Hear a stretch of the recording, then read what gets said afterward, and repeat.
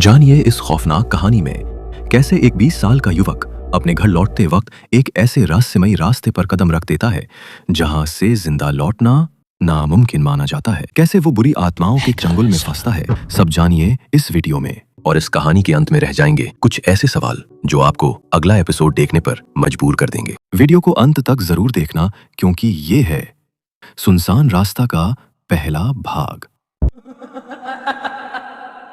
कुछ रास्ते ऐसे होते हैं जिनसे एक बार गुजरने के बाद इंसान वैसा नहीं रहता जैसा वो पहले था, और कुछ रास्ते इंसान को खुद ही बदल देते हैं।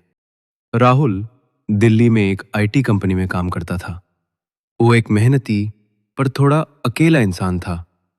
उसका गांव पिपराहाट उत्तर प्रदेश के एक सुदूर इलाके में था, जहां वो हर महीने अपने माता पिता से मिलने जाता। उस रात राहुल ने दिल्ली से निकलने में देर कर दी।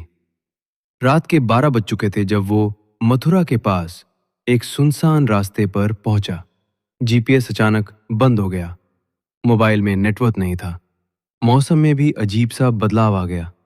आसमान पर काले बादल मंडराने लगे। हवा में एक अजीब सन्नाटा था। राहुल ने गाड़ी थोड़ी धीमी कर दी। इस रास्ते से तो पहले भी गया हूं, पर आज कुछ अलग लग रहा है, राहुल ने बुदबुदाते हुए कहा। रास्ते में उसे एक बूढ़ी औरत दिखाई दी जो सड़क किनारे खड़ी थी। सफेद साड़ी, उलझे बाल और हाथ में एक लालटेन। इतनी रात को यहां? राहुल ने सोचा और गाड़ी रोक दी। बेटा, थोड़ा आगे मत जाना, बहुत खतरा है। औरत की आवाज में चेतावनी थी। क्या मतलब? क्या हुआ है? राहुल ने पूछा। वो रास्ता अब वैसा नहीं रहा, वहां अब कुछ और रहता है। क्या? भटकी आत्माएं, जिनकी मौत वही हुई थी और अब वो सबकी मौत चाहती हैं। राहुल ने हंसते हुए कहा, दादी, मुझे देर हो रही है और वैसे भी मुझे भूत प्रेत पर विश्वास नहीं है।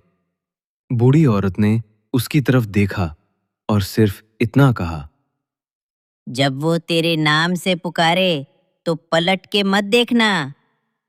राहुल बिना कुछ कहे गाड़ी स्टार्ट कर आगे बढ़ गया। जैसे जैसे वो रास्ते पर आगे बढ़ता गया, माहौल बदलता गया। रास्ता लंबा लगता जा रहा था। पेड़ झुकते जा रहे थे जैसे वो कुछ छुपा रहे हों। फिर अचानक गाड़ी बंद हो गई। राहुल ने उधर के देखा। इंजन एकदम गर्म और आसपास घना कोहरा। तभी पीछे से आवाज आई, राहुल। उसने तुरंत पलट के देखा। कोई नहीं था। उसने दोबारा गाड़ी स्टार्ट करने की कोशिश की, पर गाड़ी बिल्कुल भी चालू नहीं हुई। कृपया मदद करो, किसी लड़की की कांपती हुई आवाज फिर सुनाई दी। इस बार राहुल ने पीछे देखा। एक लड़की 18-19 साल की, गीले कपड़े, आंखों में डर और पैर में खून। कृपया मुझे वहां से बचाओ, उसने कहा और पेड़ों की ओर इशारा किया। राहुल इंसानियत में उसे मदद करने चल पड़ा। पेड़ों के पीछे एक टूटी हुई झोपड़ी जैसी कोई जगह थी। अंदर चारपाई पर एक और लड़की बंधी हुई थी। उसकी आंखें खुली थीं, लेकिन वो बिल्कुल भी हिल नहीं रही थी। क्या हुआ यहां? राहुल ने पूछा। तभी पीछे से वही लड़की हंसी। अब तू भी हमारे साथ रहेगा। राहुल ने जैसे ही पलटा, उसका चेहरा पूरा सड़ा हुआ था। आंखें बाहर निकली हुई और मुंह में कीड़े रेंग रहे थे। तू अब जिंदा नहीं बचेगा। तेरा नाम अब इस रास्ते पर लिखा गया है। उसकी आवाज बदल चुकी थी, गहरी, डरावनी और गैर इंसानी। राहुल पीछे मुड़ा और दौड़ पड़ा, लेकिन रास्ता अब वैसा नहीं था। वो जितना दौड़ता उतना ही वही झोपड़ी दोबारा सामने आ जाती। रास्ता अब घुमावदार हो चुका था, लेकिन कोई और छोर नहीं था। हर मोड़ पर राहुल को वही लड़की दिखती, बार बार।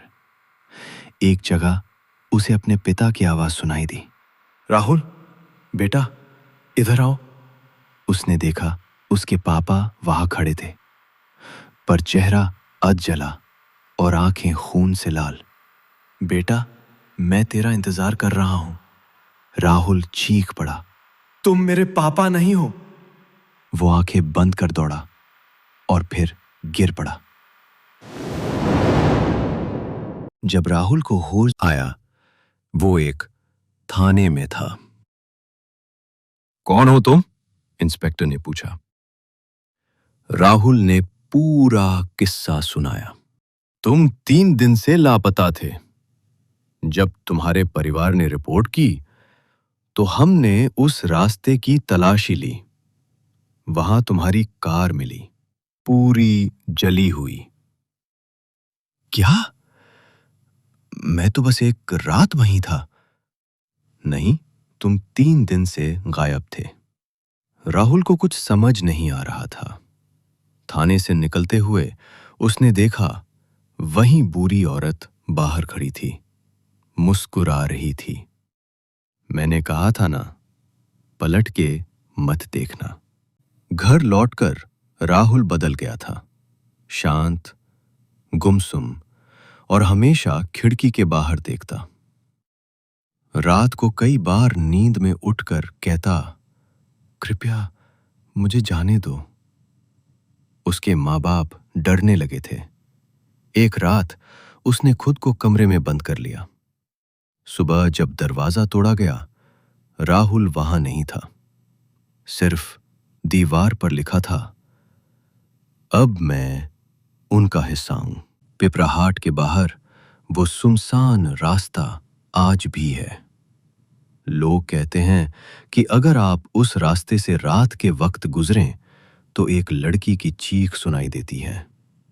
कभी कभी एक लड़का राहुल जैसा आपकी मदद मांगता है।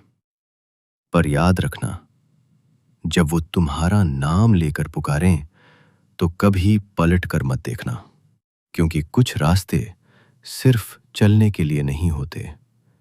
कुछ रास्ते आत्माएं चुनती हैं। राहुल अब इस दुनिया में नहीं है, या शायद है पर इंसान की शक्ल में नहीं। लेकिन अभी यह कहानी खत्म नहीं हुई।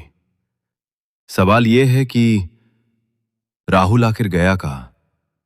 क्या वो सच में उन भटकी आत्माओं का हिस्सा बन चुका है? और जब पुलिस ने उस रास्ते की जांच शुरू की तो उन्हें वहां क्या मिला? इन सवालों का जवाब जानिए अगले एपिसोड में। और एक बात का जवाब देते जाने, क्या आप भी उस रास्ते से गुजरने की हिम्मत करेंगे?